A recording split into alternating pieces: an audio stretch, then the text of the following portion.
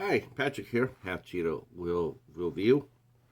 Um, I woke up to find out some exciting news.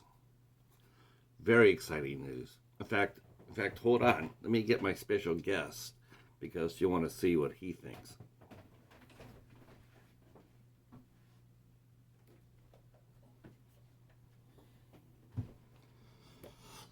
All right. See, this is an interactive video. So anyway, um, normally when in the morning, the cheetah comes by and he wakes me up and he's because he wants snacks. It's like, hey, get up, feed me, antelope, zebra, whatever. But this morning, somebody different woke me up by biting on my feet. It was none other than our good friend Brett, the Ouija Shark. Now you know Brett. We named we got him when Ouija Shark came out, and he was sent to us, and we gave him his name, and he's our mascot, one of the mascots. Well, he woke me up today because the trailer for Ouija Shark 2 has dropped. Hell yes, right? So, those who don't know, Ouija Shark is well, I like to think we have some small part in creating this. But Ouija Shark is probably Wild Eye's most cult-like film. I mean, it was written and directed by Brett Kelly, director Brett Kelly. He made it for $216 Canadian. It literally is one of these type of figures like Brett here, and he made it into a Ouija Shark. The movie's like an hour long, little over an hour long. It's goofy. It's horrendous. It's silly. It's everything you want in a cult film and more. Um, so what happened to Ouija Shark was it became a hit. Um, Wild Eye went over to Japan and it blew up in Japan. They loved it. It became a pretty big hit over there. The return of Brett's initial $216 production budget. Who knows how much money Wild Eye made from this, but enough that they did another one. Now, I do have to have mixed emotions about this because I did see it in an interview with Brett Kelly that was pretty bummed out to hear this, but the Ouija Shark became a big hit, and so instead of going back to Brett and asking him to make a follow up movie to it, coordinate what he said that a friend of his was approached by a Wild Eye, and they offered him the directing job, and the friend didn't tell Brett that they had done that. He didn't tell Brett that they had offered him the job. He didn't tell Brett that he took the job. So it sounds like the friendship was fractured. Now, what's really sad about that is the director is also a pretty good director, actually. His name's John Miglagore, and he appeared in Ouija Shark in an acting role.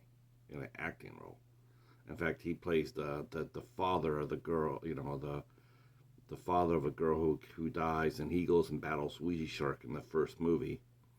Now, John Miglagore, he also then after that he came by and he directed a movie called The Creature from Cannibal Creek, which featured a cameo appearance by Brett Kelly. So they're friends. And The Creature from Cannibal Creek is a good movie. It's fun. I was just telling, hey, Internet, it's Eric there, that he should check that movie out. And I do mean that. I'm not being facetious about that. That was actually a complete surprise how good it was. And of course, this all happened before the fallout between John and Brett. Now, going into Ouija Shark 2, I didn't know it was John Miglagore that had gotten the job. I didn't know that until today. All I know he is sick because he didn't name the name of the person who had gotten the job. But today, when they dropped the trailer, lo and behold, there it was. John Miglagore, he's directing the movie.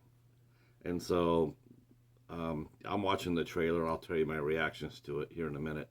I will have to have my reactions to this, too.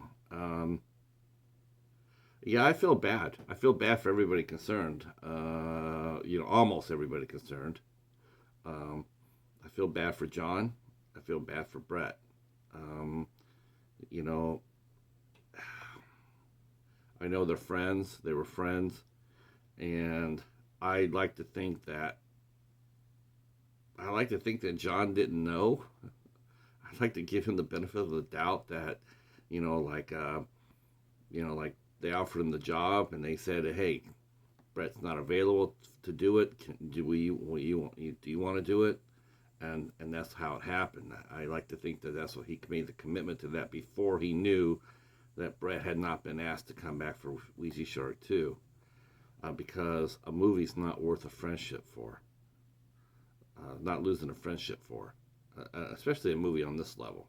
This is a fun, low budget, no budget movie. This is not going to be a blockbuster. It's not going to make millions of dollars or anything like that. It's just fun, goofy, cult film fun. Fun. They should have been doing this together again, like they did. Um, but Wild Eye gave him some money. I gave John a budget, and he went out there. He made Ouija Shark 2, and the trailer is now out. Now I'm watching the trailer. I can't play the sound because of copyright. Um, but I can tell you this: this is movie Ouija Shark 2 is very ambitious. That's for sure. Budget is the budget has got to be like 10,000 times what the first one was. The shark looks silly. He's still being controlled by a Ouija board. Um, the only thing I will say about the shark that it's no longer a figure like this. The shark actually looks like a pillow. When you see it, it looks like a pillow, like a cushion. It doesn't look like a hard plastic toy anymore. Um, in it, John McGregor's character comes back. The Ouija, the Doctor Strange type of dad who battles a priest who battles the Ouija shark, and he's back. He's back, and he's heading up from what we see the original Ouija shark is being controlled by the devil, and John's character is here, and he's going to be battling it. He's going to be battling the shark.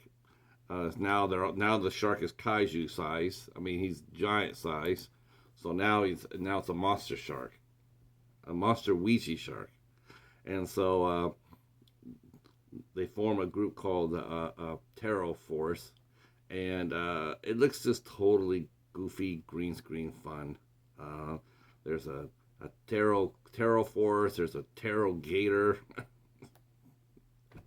The shark and a gator are fighting in the middle of a town, of a city, probably somewhere in Japan, probably, right? Um, this movie looks fun.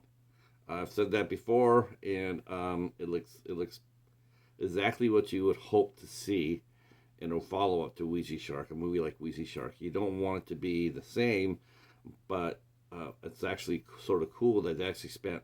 Well, how could you not, right? I mean, how could you not spend more than $216 for the sequel? But they spent some cash on it. It looks fun. I mean, I said that too many times, right? 50 cents, 50 cents every time I say fun.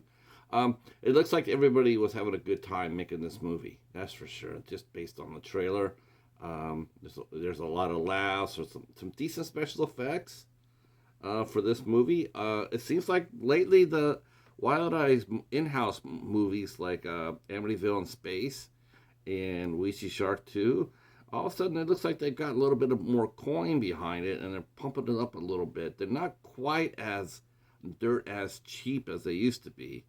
Now they're actually putting some effort into some of the effects, and it's starting to pay off a little bit, to tell you the truth. And so this movie will not be as bad looking as the first Ouija Shark. Now, that was part of the charm of the first movie, was that it did look like that. It did look cheap. It did look like it was made for $216 Canadian. And that was part of the attraction. Now, will lose the attraction because now there's more money into it and there's more, more over the topness? I don't know. All I know is this: I want to see this movie. I definitely want to see this movie. I'm excited for John Migliore because, like I said before, he is a good director. He gets the most of what he has. Um, this movie will be very cool to look at. Um, the creature from Cannibal Creek, yeah, that was I was like I said, I was really surprised. This could be another step up for him. Hopefully, that's what will happen. There'll be another step up. Maybe the movie after this. Hopefully, him and Brett can reconcile. But maybe the movie after this, maybe he will actually get a real budget and see what he can do because the man has skills.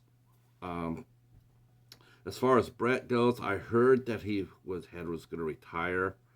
I'm not sure if that happened or not. I hope not. I hope not. As much as I make fun of Brett Kelly, and I do, I don't want him to go out like that. I want him to go out on his own terms. He's still a very young man. I'm sure he can make it. He does have some skills. He just needs. I don't know what to tell. I don't know what to say. Maybe he just needs to really put it to the grindstone and actually truly make a good movie. I mean, really try make a good movie. Cast it right, budget it right, write a good script. I mean, there's potential, right? I mean, if you got a creativity to come up with Ouija Shark, I'm sure you can have the creativity to make a good movie. All right, so that's just my 2 cents reaction to Ouija Shark 2 from Wild Eye. I definitely think it's going to be worth checking out. It's going to be coming out sometime soon. They just dropped the trailer, so it won't probably be here for a couple of months. But when it does, me and the Cheetah will be in the front row with popcorn and the Dr. Pepper watching it. Um, so, oh, and yeah, I'll be sneaking bread in too. Well, any last thoughts? No, I don't have a tarot deck. You're safe. All right. Well, on behalf of me, Brett, and the Cheetah, thanks for watching, and we'll see you at the theater for Ouija Shark 2 from Wild Eye, coming soon. All right, we're out of here. Peace.